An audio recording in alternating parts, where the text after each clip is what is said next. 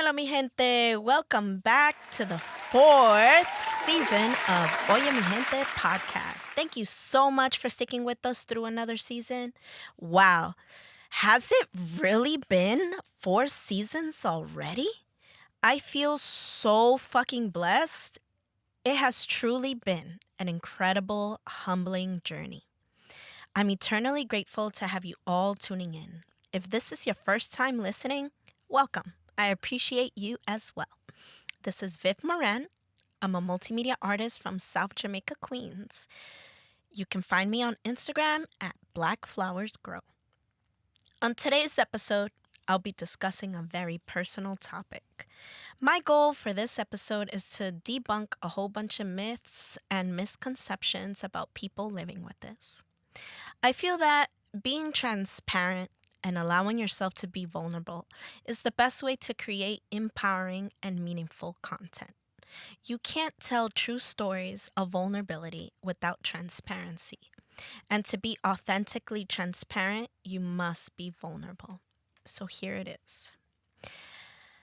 I'm bipolar. I've been diagnosed officially at 19 years old with bipolar II. But I've also been living with depression since my early teen years. I've seen so many therapists since then. I haven't fully found a therapist who fits me 100%. It's been pretty exhausting going from therapist to therapist. I never fully felt understood. Medication doesn't completely work for me either. It's always been an option, and I have tried so many, but my body pretty much rejects everything I've tried. I don't like the feeling of not having control over my own body, the grogginess, the slurred speech, but the worst feeling of all is the mania. The last medication I tried made me feel like I was moving and talking really fast. The more I try to control it, to slow myself down, the faster my heart would beat. And it made me super anxious. If I can't have control over my emotions, at least I can have control over my body. Bipolar II is a form of mental illness. Bipolar II is similar to Bipolar I disorder, with moods cycling between high and lows over time. However, in Bipolar II, the disorder, the up moods never fully reach full-blown mania. The less intense, elevated moods in Bipolar II are called hypomanic or hypomania. It is not as extreme as a manic period. A person affected by Bipolar II has had at least one hypomanic episode in his or her life. Most people with Bipolar II disorder suffer more often from episodes of depression. This is where the term manic depression comes from. Most people are in their teens or early 20s when symptoms of bipolar first start. Nearly everyone with Bipolar II disorder develops it before age 50.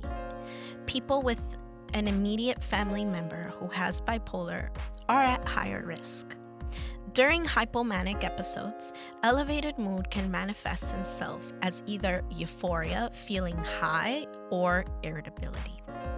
Symptoms during hypomanic episodes include flying suddenly from one idea to the next, which I've experienced in my early 20s.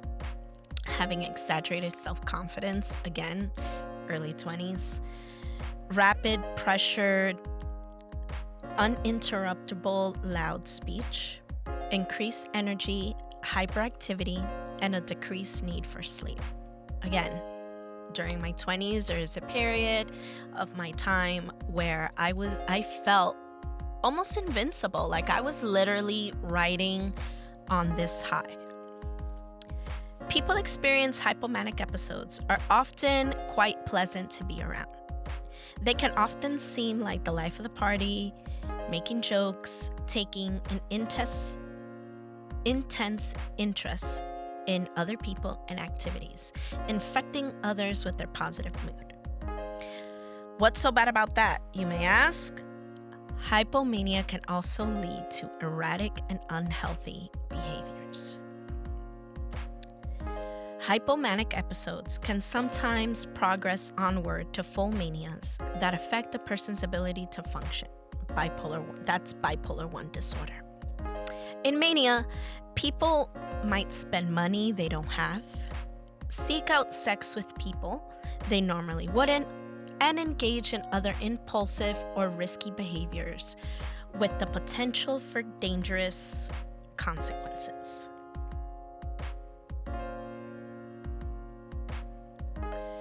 There was a point in my life, in my early 20s, where I just wanted to continue to ride this high. You know, my parents got separated when I was maybe 18, 19 years old. You know, I started experimenting with different things meaning drugs, from weed, ecstasy, Molly, Percocets, Xanax, and I loved how I felt. I wanted to continue riding that high. I wanted to escape, the demons of trauma that was haunting me. And although other people took joy in that, with me and being super positive and outgoing and wanting to go to different places, for me, when I went home and that high was gone, I felt horrible. A lot of my depression comes from PTSD. PTSD is post-traumatic stress disorder. It is a mental health condition that's triggered by a terrifying event, either experiencing it or witnessing it. Symptoms may include flashbacks, nightmares, and severe anxiety, as well as uncontrollable thoughts about the event. A review in 2017 concluded that up to 40% of people with bipolar disorder can meet the criteria for PTSD. It is not entirely surprising that the high rates of PTSD are found among people with bipolar disorder, as many people with bipolar also have a history of traumatic exposure. I didn't have the most healthy upbringing. It was full of parental abuse and domestic violence between my parents. These events still haunt me from time to time. It keeps me from wanting to wake up in the morning. My father was extremely abusive. It was both physical and emotional. Me and my mother caught it the most. I caught it for defending her. The part that hurt me the most was most of the emotional aspects of the abuse. I can take the punches, the kicks, the belt whoopings. It was being told that what I did wasn't good enough. That's where my imposter syndrome comes from. My father was low-key teaching me to be a perfectionist. Everything I did, from singing to dancing, art, poetry, anything I did that I wanted to find joy in, it could have always been better. He found mistakes in all of it. All this transferred over into my adulthood. Everything I have ever created, I've always second-guessed myself. My art, my writing, this podcast. I've guessed myself. I've second-guessed myself this whole entire journey so much that I've turned myself into a hermit. The outside world has become so scary to me. I focus on the wrong things. I often worry about who is listening, if people even care, how many followers, because society has shown that the more followers you have, the more interesting you are.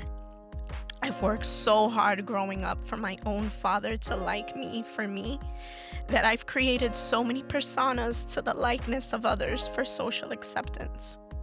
The anxiety of striving for acceptance and love has held me back so much, especially during COVID-19.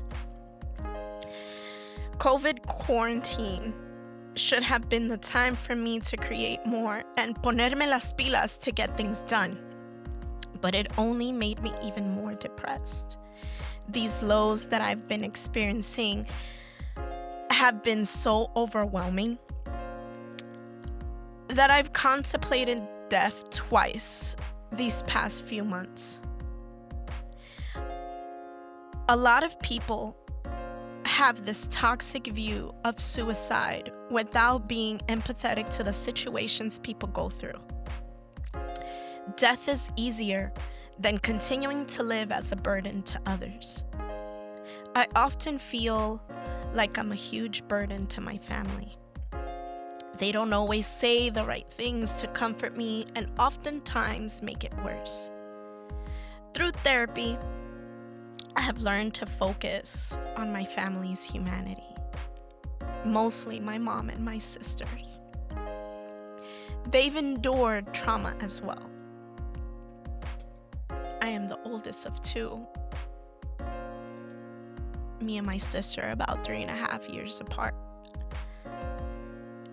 As my sister too witnessed everything, but not within the same impact that I have. My mom had to make certain decisions out of necessity for survival. I've learned to let go of my childhood resentment and focus on healing and leading with love and empathy. I've been waking up every day telling myself to be strong and that today is going to be a great day. My battle with Bipolar II and PTSD has been both ugly and beautiful. I'm grateful for the journey, the things that I've learned, and the things that I have experienced. I am my ancestors' wildest dreams. I'm making them proud no matter what. Thank you so much for listening. Okay, guys, we've reached the end of this episode, but before I bid you all adieu, I want to pose a question to you all, mi gente. I am a big believer in reflecting in moments of transition.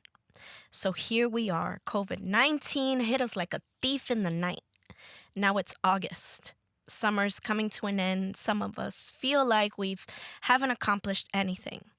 Some of us haven't even left our homes. So this week I want to ask, Oye Mi Gente, what was one of the moments you were most proud of these past months? What does that tell you about what you want to spend your time, energy, and money on next year? Piénsalo. Feel free to leave your insight and answers in the comment and review sections. All right, guys, that's it for this week's episode. Remember to follow us at Oye Mi Gente Podcast on IG. We're available on all your favorite streaming platforms. Be sure to subscribe and leave us a comment in the review section. Also follow Dike Media on IG. And if you want to know more about the Dike Media Network and what we do, you can check out the entire Dike Media family on dikemedia.com. Ciao.